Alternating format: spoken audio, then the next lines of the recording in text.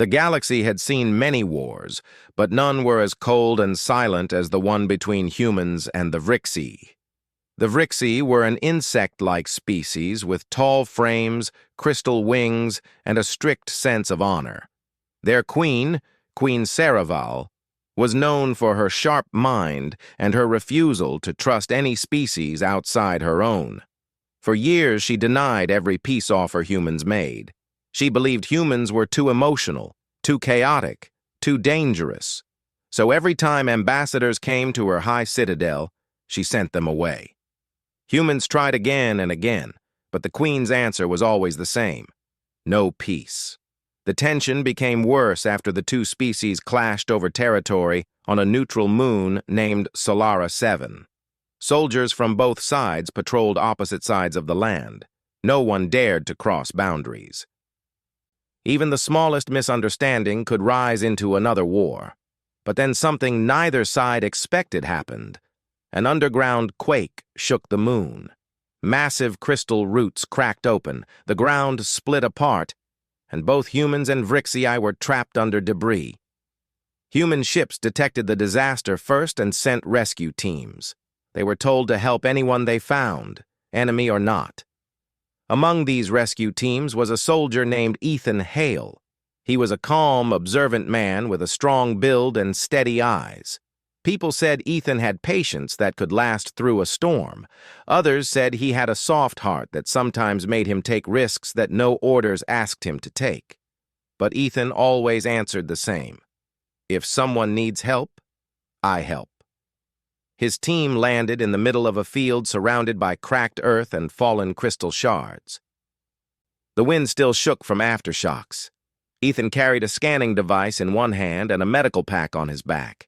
His team searched the area carefully, trying not to fall into the open cracks. As Ethan walked along a broken ridge, he heard a faint clicking sound, soft and shaky. He stopped. The sound came again, weaker this time. It wasn't human. It was the kind of sound he heard in recordings of Vrixi language. Ethan moved closer, slowly kneeling near a pile of crystal roots. They were heavy and sharp. Under one of them he saw a small glow, blue and trembling. Ethan gently pushed the crystal aside piece by piece, and then he saw it, a Vrixi child. The child's body was small, with thin, shimmering wings pressed tightly to its back. Its chest rose and fell quickly from fear. Dust covered its face, and one of its legs was trapped under a thick branch of crystal. Ethan froze for a moment. He knew Vrixi were extremely protective of their young. Even touching one could start a war. But leaving a child to die? Ethan couldn't do that. He slowly placed his rifle on the ground and raised both hands to show he meant no harm. "It's okay," he said softly, even though he knew the child didn't understand human language. His tone mattered more than his words. "I'm here to help." The child blinked its bright golden eyes. It made another weak, clicking sound. It was hurt. It needed help right away. Ethan picked up a small lift tool from his belt and slid it under the crystal branch. He pushed with all his strength. The branch cracked and shifted. The child cried out softly, wings shaking. Ethan worked faster. "Just a little more," he said. At last, the branch rolled aside, freeing the small leg. Ethan quickly checked for severe wounds. The leg was bruised but not broken. The child would live. When Ethan tried to step back, the child suddenly reached out with both arms and grabbed onto his uniform. Ethan froze again. The child clung to him tightly, as if afraid the world around it would break again. Ethan let out a slow breath. "Well, okay then," he said gently, lifting the child carefully into his arms. The small Vrixi pressed its head against his chest, making soft clicking sounds that almost sounded like sobs. Ethan wrapped his emergency blanket around it to keep it warm and started running back toward the safe zone. His team saw him from a distance. They stared with wide eyes. "Ethan," one of his teammates said, "what are you doing?" "That's a child," Ethan answered. Nothing else.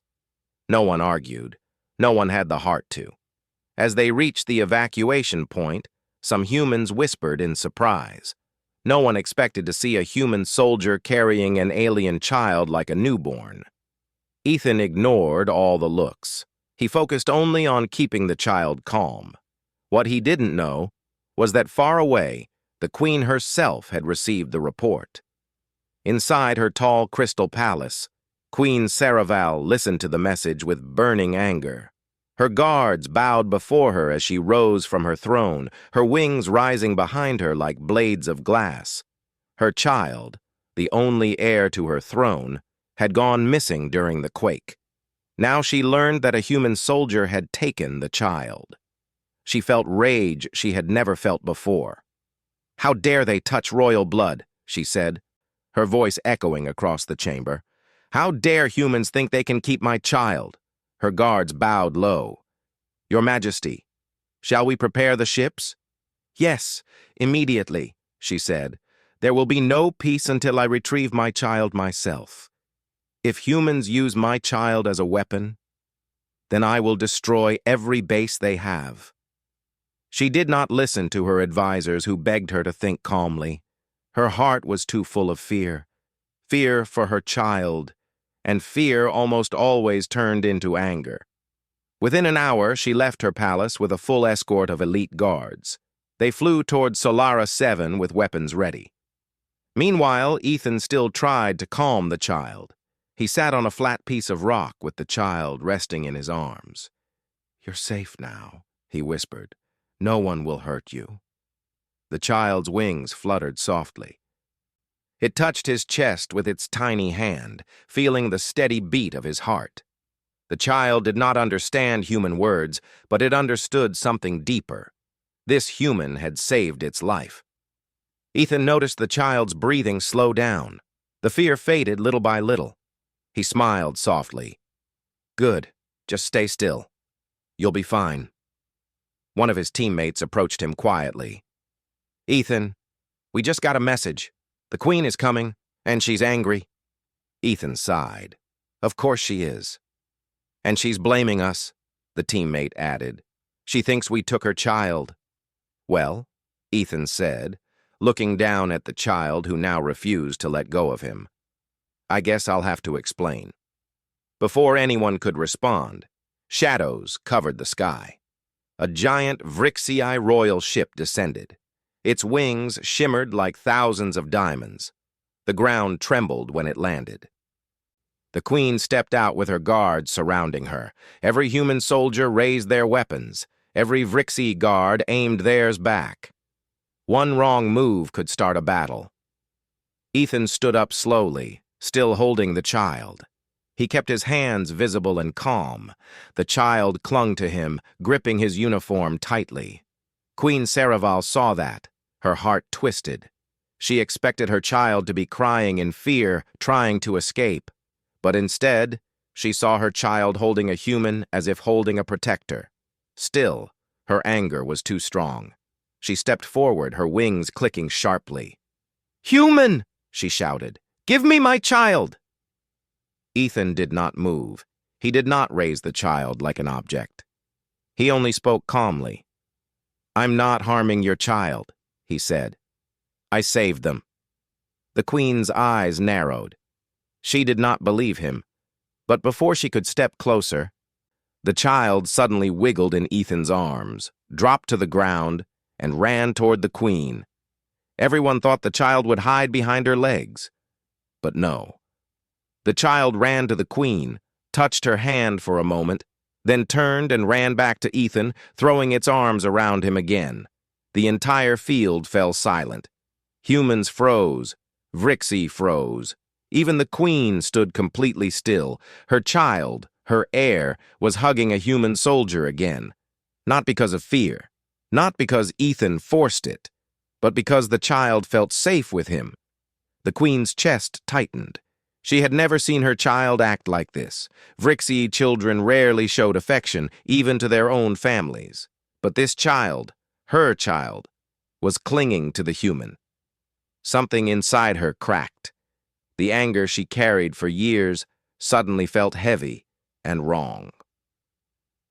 She stepped forward slowly. Ethan stayed still, not wanting to alarm her. The child reached out with one hand and lightly touched the queen's cheek, then pointed to Ethan again. It was a gesture that needed no words. This human saved me. The queen's wings lowered. Her breathing slowed. Her eyes softened with a mixture of confusion, gratitude, and disbelief. This human protected you, she whispered in her own language. The child nodded in small, trembling motions. The queen finally looked at Ethan with new eyes, not as an enemy, but as someone who held her child's trust. Ethan met her gaze steadily. I found your child trapped. I helped because it was right. No other reason. The queen felt her anger melting, piece by piece. Seeing her child alive had already softened her heart. But seeing her child choose a human, that changed everything. For the first time in years, the queen did not feel like a leader facing an enemy. She felt like a mother standing before the person who saved her child. Her voice lowered. Human? Who are you? Ethan Hale, he said. A soldier. Nothing more. The queen looked at her child again. She could not deny the truth of what she saw, and she could not deny the strange calm that came from it. Humans were strange, emotional, chaotic. But this one had saved her world. The silence between them grew softer, almost peaceful. Her guards waited for orders. Human soldiers waited too, their fingers tense on their triggers. But the queen slowly raised her hand, not in attack, but in a gesture that meant, stand down. Her guards obeyed. The humans lowered their weapons too. The queen stepped closer to Ethan, not with anger, but with something new in her eyes, something like respect, and for the first time since the war began, hope.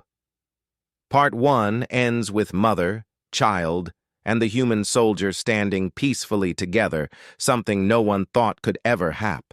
The queen stood silently, her wings lowered, watching the small Vrixie child cling to Ethan Hale. The child's golden eyes sparkled with trust, a feeling the queen had not seen from outsiders in her entire life. Her mind raced. For years she had refused to speak to humans, to even consider peace, believing them reckless and unworthy. Yet here was one human, holding her child as gently as any Vrixie parent might. Ethan kept the child close, speaking softly in his calm, even voice. You're safe now, he said again. Nothing will hurt you.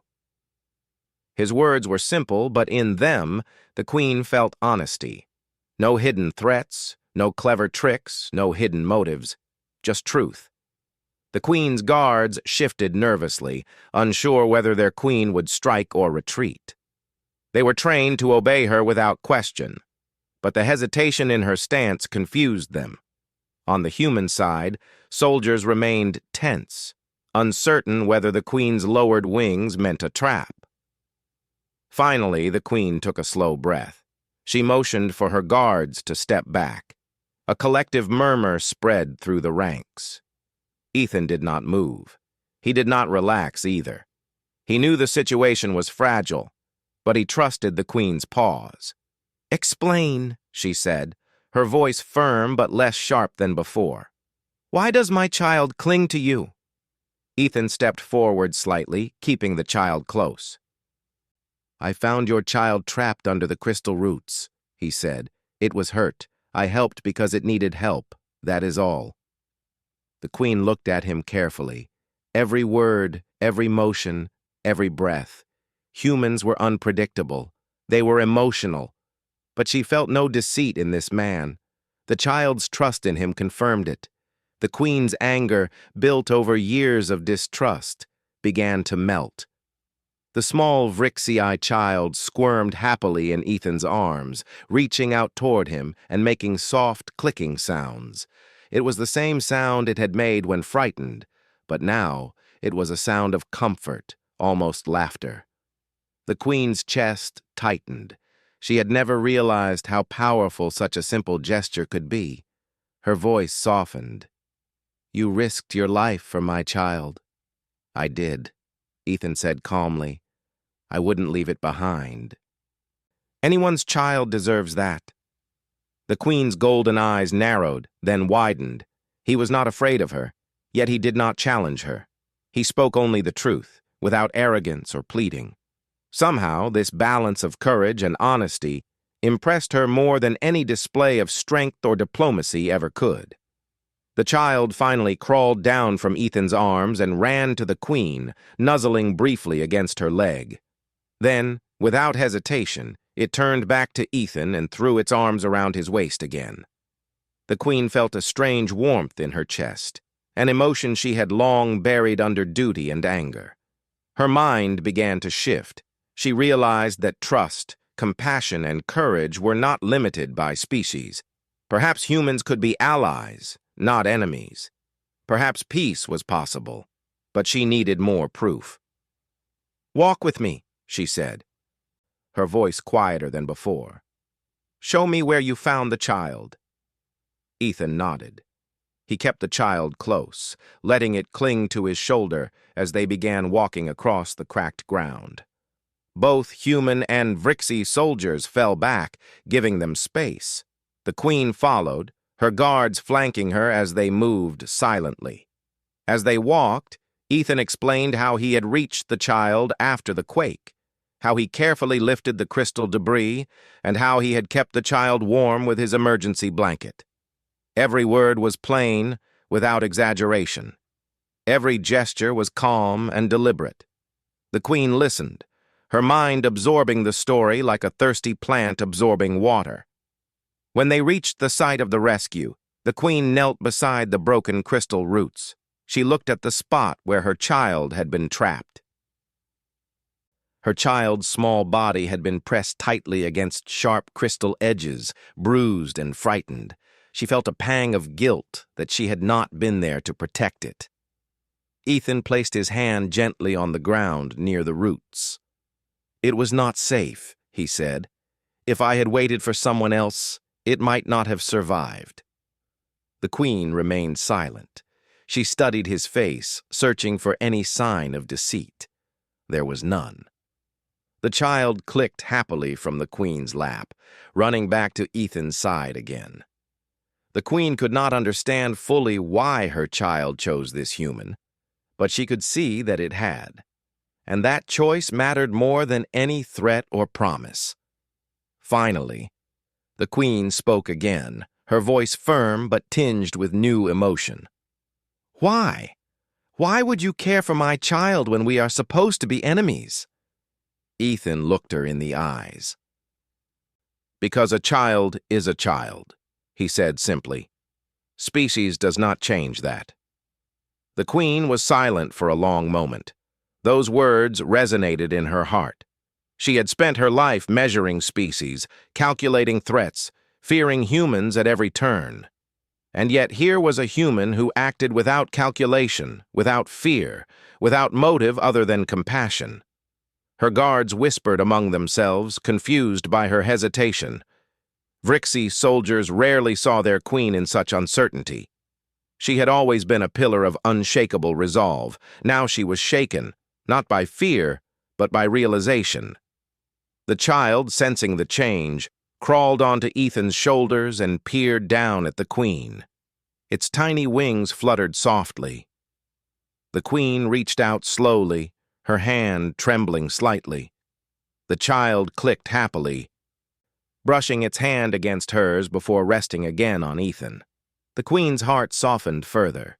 She looked at Ethan with a mixture of respect and newfound understanding. "You are unlike any human I have ever met," she said. Ethan smiled faintly. "I am still human," he said, "but I try to do what is right." For a long moment, silence fell across the field. Humans and Vrixi alike held their breath.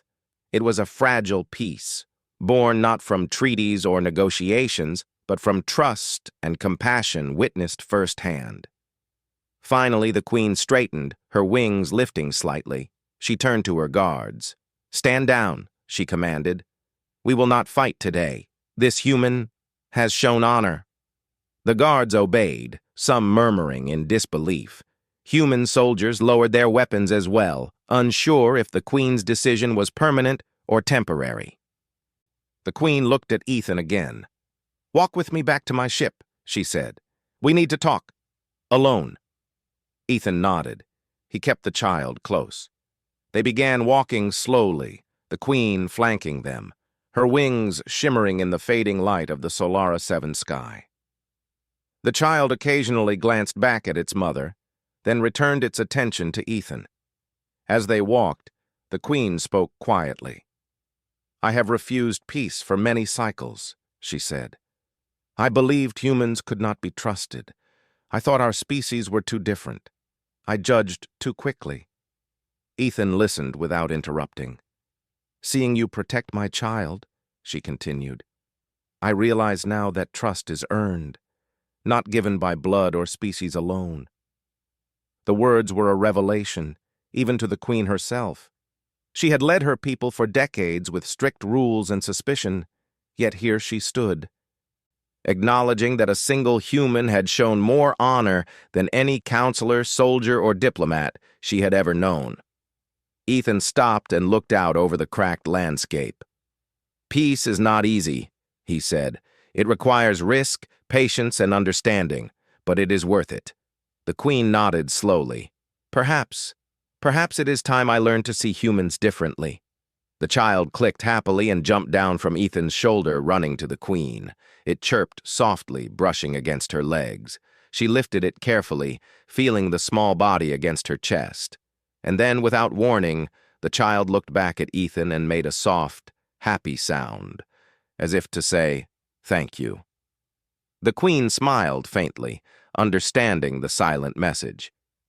"You have our gratitude," she said, looking at Ethan. Ethan smiled. "It's not about gratitude," he said. "It's about doing what's right. That's all." The Queen's expression softened. She gestured to her ship. "Come. We will speak to your leaders. Perhaps there is a way to prevent more conflict. Perhaps your actions today are the start of something greater." Ethan followed, keeping the child close. The Queen walked beside them, her guards now relaxed but attentive. For the first time in decades, the Queen's mind was open to possibility, her heart lighter than it had ever been. As the three of them, Queen, child, and human, entered the Vrixi ship, both species watched silently. What they witnessed was extraordinary. A human, once considered the enemy, walking beside the Vrixi Queen, holding her child safely. No weapons, no threats, only trust. In that moment, humans and Vrixi alike realized something fundamental. Strength alone did not create peace. Diplomacy alone did not create trust. Compassion, courage, and honesty could bridge worlds. The Queen's voice echoed softly across the ship as they ascended into space. "Perhaps humanity is not what I expected. Perhaps humans are capable of more than I feared." Ethan smiled faintly at the child, who clicked happily from his shoulder. The child had taught the Queen a lesson she had refused to learn for decades, and in doing so, it had shown that even in a galaxy filled with war, trust and courage could change everything. As the ship left Solara 7 behind, the Queen finally spoke a declaration that would reach her people and the humans alike. "Let there be peace. Let this human and all who act as he does be honored. For in protecting my child, he has protected our future." And for the first time, both humans and Vrixi believed it might be possible. The child clicked once more, leaning against Ethan. In that small, simple gesture, the Queen saw hope for an entire galaxy, a proof that even the smallest acts of trust could change the course of history. Peace had not been won through battle.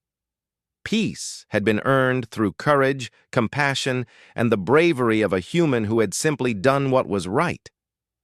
The Queen looked down at her child, then at Ethan, and for the first time she felt a genuine smile cross her face. Perhaps, she thought, the future was brighter than she had ever imagined. And with that thought, a fragile, precious peace began to grow.